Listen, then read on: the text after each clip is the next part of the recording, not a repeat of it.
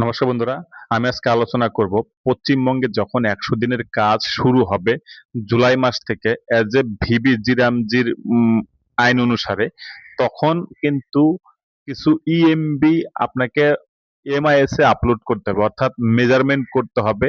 সেই মেজারমেন্ট নিয়ে কিছু গাইডলাইন এসেছে, যেখানে আগে গ্রাম রোজগার সহায়করা অথবা এসটিপি যারা ছিলেন তারা কিন্তু মেজারমেন্ট শিট বলে একটা অপশন ছিল, সেই শিটে মেজারমেন্টটা লিখে সেই হিসেবে কিন্তু পেমেন্টও হতো মাস্টার রোলের বেসিসে।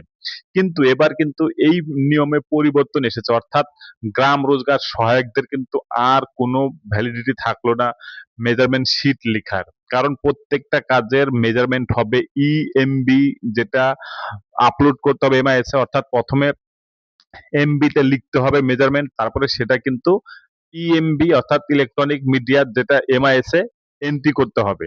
অর্থাৎ জিআরএস কিন্তু আর কোনো মেজারমেন্ট করবে না, সেটা কিন্তু অলরেডি গাইডলাইনে বলে দেওয়া হয়েছে। সেটা কিন্তু আজকে আপনাদের আমি ভিডিওতে বিস্তারিতভাবে দেখাবো। তার আগে বলে রাখি, যদি চ্যানেলটিতে নতুন হয়ে থাকেন তাহলে অবশ্যই চ্যানেলটিকে সাবস্ক্রাইব করবেন, ভালো লাগলে লাইক কমেন্ট শেয়ার করতে একদম ভুলবেন না।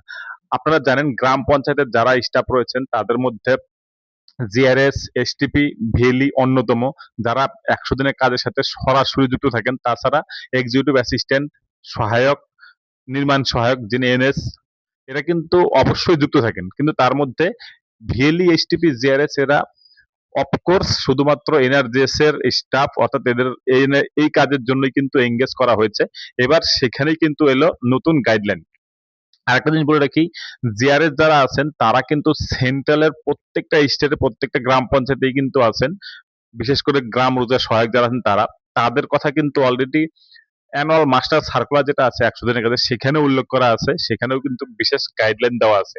এবার এটা নিয়েই panchayat and rural development department কিন্তু একটা অর্ডার করেছে, যেটা ২/৬/২০২৬ এসেছে, যেখানে বলা হয়েছে প্রত্যেকটা কাজের পরে সেখানে কিন্তু মেজারমেন্ট অবশ্যই করতে হবে। কি বলা হয়েছে, at the gram panchayat level measurement entries in the EMB module shall be completed within 3 days from the closure of the concerned master rule।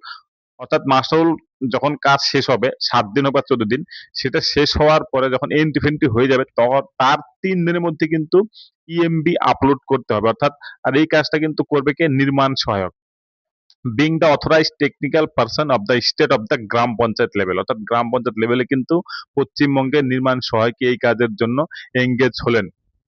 এবার আপনারা জানেন যারা এসটিপি অর্থাৎ স্কিল টেকনিক্যাল পারসন রয়েছেন, তাদের নিয়ে কিন্তু ডাইরেক্ট কোনো কিছু বলেনি, এবং জিআরএ যারা রয়েছেন তাদের নিয়ে কিন্তু একটা অর্ডার ছিল, সেই অর্ডারটা কিন্তু বলা হয়েছে বাতিল করা হলো।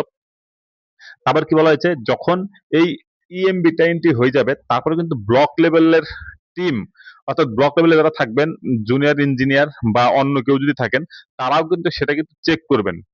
ঠিক আছে, সেই চেক করার পরে যদি দেখা যায় যে সবকিছু ঠিক আছে মেজারমেন্ট হিসেবে, তারপরে কিন্তু পেমেন্টের দিকে যাবে, অর্থাৎ এফটিও রেডি হবে পরবর্তীতে, সেই হিসেবে কিন্তু পেমেন্টও হবে। তারপর আরেকটা জিনিস বলা হয়েছে এখানে, no payment shall be made unless the value of work has been measured. অর্থাৎ কোনো কাজই কিন্তু মেজারমেন্ট ছাড়া পেমেন্ট হবে না, and duly check by the নির্মাণ সহায়ক, অর্থাৎ নির্মাণ সহায়ক কিন্তু সেটা চেক করবেন তারপরেই হবে। পুনর্জীবিত যদি নির্মাণ সহায়ক না থাকে সেক্ষেত্রে বলা হয়েছে এনএস ইনচার্জ, অর্থাৎ এনএস এর চার্জে অন্য কেউ থাকবেন, তাকে করতে হবে। ইন কেস অফ ভ্যাকেন্সি, অর্থাৎ যদি নির্মাণ সহায়কের কোনো জিপি এরকম থাকে নির্মাণ সহায়ক নেই, অর্থাৎ ভ্যাকেন্সি রয়েছে, সেক্ষেত্রে অন্য যে এনএস ইনচার্জে থাকবেন তাকে কিন্তু সেই সমস্ত দায়িত্ব পালন করতে হবে। এবার একটা জিনিস বলা হয়েছে, photocopies of the duly completed pages of the physical measurement book. অর্থাৎ যখন নির্মাণ সহায়ক ফিজিক্যালি যাবেন কাজের সাইডে, সেখানে কিন্তু মেজারমেন্ট করবেন ফিজিক্যালি, সেটা কিন্তু সাইন করে ইএমবি তে সেটা কিন্তু আপলোড হবে, অর্থাৎ ভিএলই যিনি থাকবেন তিনি কিন্তু সেটা এন্ট্রি করে দিবেন। অর্থাৎ রেকর্ড কিন্তু অবশ্যই মেনটেন করতে হবে আপনার এমআইএস এ। তো বুঝতেই পারছেন, এটা কিন্তু এবার একটা চেঞ্জেস এসেছে। আগে কিন্তু গ্রাম রোজগার সহায়ক বা এসটিপিরা কি করতেন, তারা মেজারমেন্ট বুক লিখতে পারতেন না, অর্থাৎ এমবি লিখতে পারতেন না, কিন্তু তারা মেজারমেন্ট শিটে সেই মেজারমেন্ট গুলো লিখে রাখতেন। কিন্তু এবার সেটাতে কিন্তু চেঞ্জেস আসলো, অর্থাৎ তারা কিন্তু এবার থেকে মেজারমেন্ট করবেন না, অর্থাৎ নির্মাণ সহায়করাই করবেন। আর এখানে একটা দেখে নিন, যে একটা অর্ডার ছিল, this order suppressed the instruction contain in the department order number একটা দেওয়া আছে, সেখানে কিন্তু ক্লিয়ারলি বলা ছিল যে গ্রাম রোজগার সহায়ক and the use of measurement shits under Mahatma Gandhi. অর্থাৎ এই যে মেজারমেন্ট শিটটা লিখতে তারা কিন্তু সেটা ইউজ করতে পারবে না, সেটা কিন্তু ক্লিয়ারলি বলে দেওয়া আছে।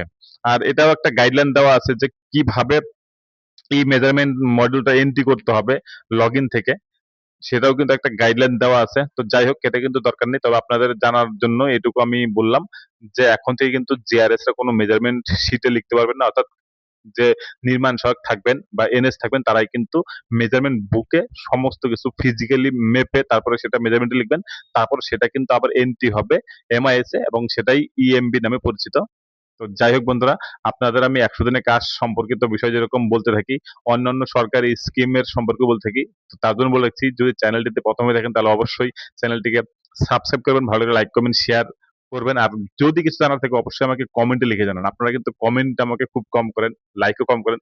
অবশ্যই কমেন্ট করে জানান, আমি অবশ্যই উত্তর দেওয়ার চেষ্টা করব। ধন্যবাদ।